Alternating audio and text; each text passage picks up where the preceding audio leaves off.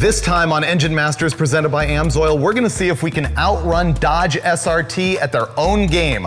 We're gonna see if we can make Hellcat power, that's 707 horsepower, out of a stock, ancient 5.7 Hemi bottom end. Our project today is to find out how much power we can make out of this thing. That is a 2003 5.7 liter Hemi. This is the base Hemi. It doesn't have variable valve timing or anything like that. It's the model that they used in 2003 to 2008. You'll find it in trucks and cars. It should be the cheapest Gen 3 Hemi that you can find in a junkyard if you're looking to do something like this. But we needed it to make more power than its stock rating of 345 horsepower and 375 pound-feet of torque. But the short block we're using is completely stock, right down to the 9.6 to 1 compression ratio. The heads are also stock. However, they have been ported by SRT. Yeah, Steve got his hands on a really early set of sort of skunkworks heads from them, but it should be very similar to what you can find from like modern cylinder heads or other porters today. The camshaft has been upgraded to a comp. It's a hydraulic roller. It has 224, 228 degrees of duration at 50 thousandths tappet lift. It has 547, 550 lift, and the lobe separation angle is 114. These headers are from TTI, and they're actually engine swap headers to put this into an A body, like a Duster or something like that. Up top, we're running the Mopar 4-barrel single plane intake manifold. And you know what? I don't really recommend it. That thing is $900. And the fact is, you can make a better torque curve if you run like a stock truck intake manifold that has longer runners. And for EFI, we're running Holley's HP setup. This thing makes good horsepower, but not really a torque monster, but it's what we've got, and so it's what we're gonna run. And now we're gonna hang the thing on the dyno and find out what kind of power this thing can make naturally aspirated with just a few bolt-ons. This poor short block needs all the help it can get when we try and make like, I don't know, 675 horsepower with it with the supercharger. And when you're making more power, you're increasing the bearing loading from that top rod bearing shell onto the journal of the crankshaft. And what can happen, especially with impact loading with a power adder, is that the oil will sort of squirt out the sides of the bearing. And so AMSOIL is recommending their 1550 synthetic Dominator raising oil. The deal with this is that they say it has the toughest film strength of anything that they make to prevent that oil from, spooging out the sides under pressure.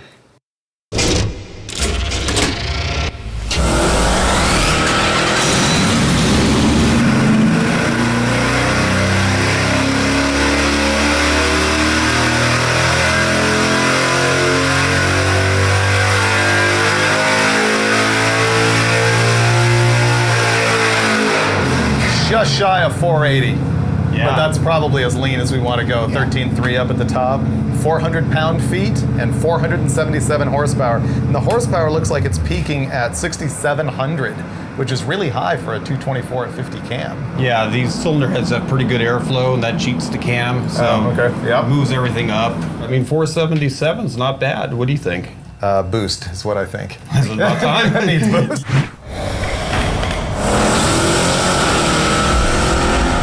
Now we're ready to make big power with boost. We're going to install this Paxton Novi 1500 supercharger. It's kind of a small centrifugal blower, but it is capable of making 825 horsepower, even though I don't think we're going to see that much on the Hemi today.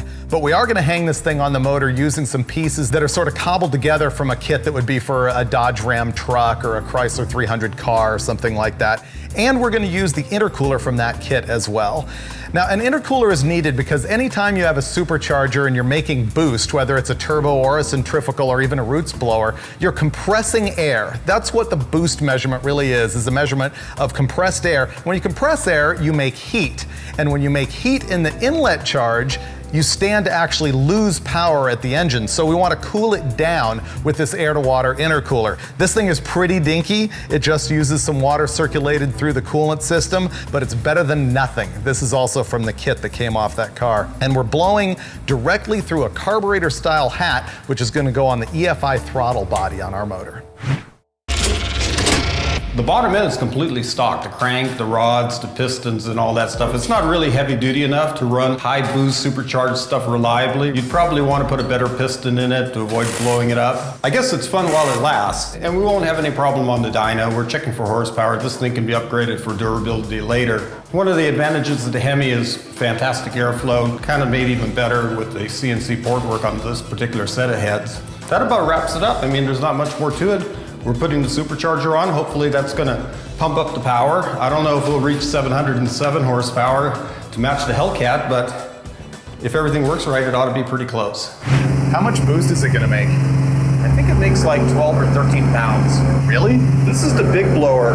The standard one is 1200 CFM, and This is 1500. yeah, I really don't want to blow it up. It's my motor. Does it have enough miles on it that the end gap is probably shot? I think it's pretty well worn in. I think so. I don't see any blow-by though. I actually have a kit to make a stroker out of this motor. Well, maybe we can force you to install it right now.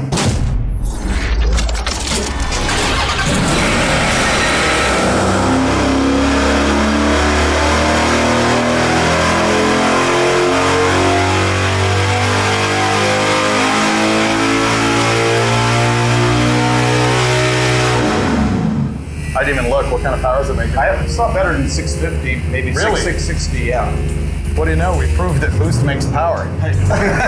We're geniuses. Genius. We also have 112 octane fuel in it right now, just because this thing being bone stock, we don't want to detonate it and leave parts lying all over Steve's dyno cell. Yeah, with this kind of boost and this kind of horsepower, the cylinder pressure's up there. The intercooler obviously helps, but again, 91 octane. It's just a little scary. Yeah. A hyper-eutectic piston, I mean, if it rattles once, there's no second can do time. it though. Oh yeah, you can do it. You can. You know. And Well, if you had this in like a drag week car, you could drive it around on 91 and then pour good gas in it and race the thing. It's pretty good. What was our peak boost? 10? I'm trying to see, did we actually have a 50% power gain? 10.6. At 10? Dulcich wasn't happy that the connecting rods were still inside the motor. And he noticed that it wasn't making enough power, and it's because the boost is dropping up here. And with this blower, the only way that would happen, I think, is belt slip, right? Yeah, that's probably the only thing that's going to cause that. And we saw some residue out there on the blower of the belt slipping, so pretty good indicator. Fix it. How much rubber's on it? Well, you can see all kinds of dust and debris from this belt eating itself up. Yeah, for sure.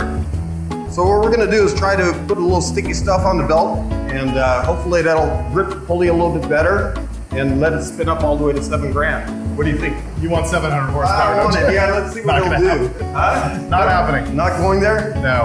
All right. Look, you're firing it up on the end. The fuel's not on though. Yeah. So run it. You're looking for 700, right? yeah, I want 7.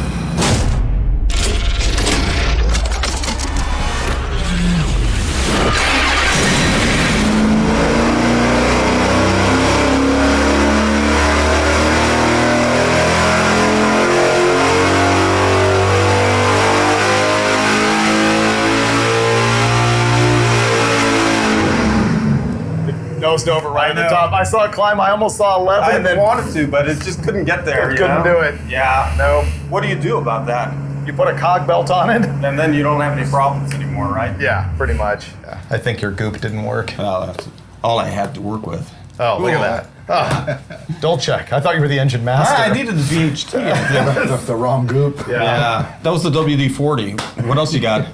There is stuff to learn here. For example, notice that this has got a centrifugal supercharger on it, which unlike a turbo especially, or in some cases a roots blower, is not making as much boost in the lower RPM range as it is up here, which is why the gap in horsepower gain reduces the lower that the RPM is.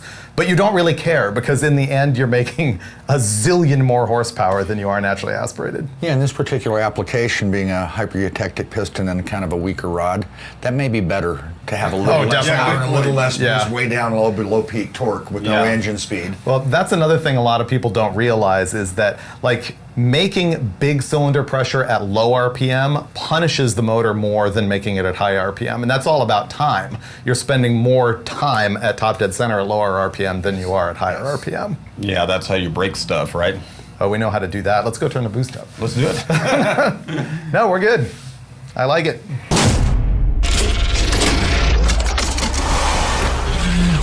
So Dulcich, this made good power, but it's hideous. It really is ugly. What do you mean? It's not that bad.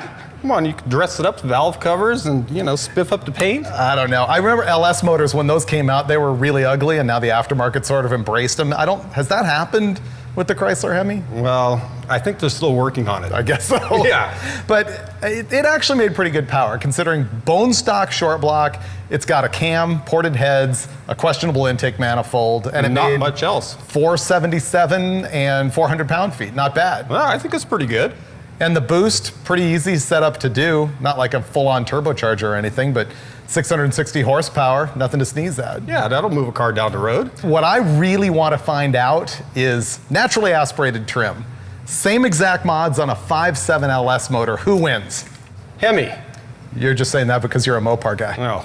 I don't think it happens. We'll have to prove it. That's what we got to do. Yeah. We got a bunch more episodes coming and a lot more shootouts like that to do. But we also like you to look at MotorTrendOnDemand.com. Lots of stuff from MotorTrend, as well as live motorsports, TV shows, movies, all of that stuff. So stay tuned for future episodes of Engine Masters presented by AMSOIL.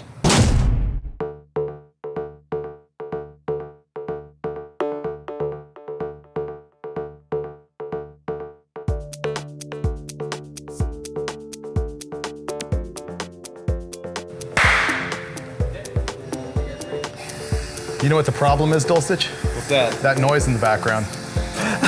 It's like an espresso maker. My latte is prepared.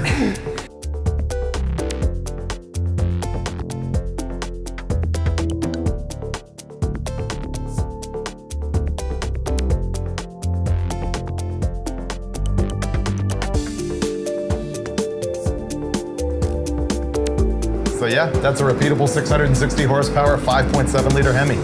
That's pretty fun out of a stalker. It is. At a Junkyard Junk. Do I put it in the orange duster now, Freiberger? No. No? No. You won't let me? No. All right. Too much technology. Yeah, you're right. It is good, though.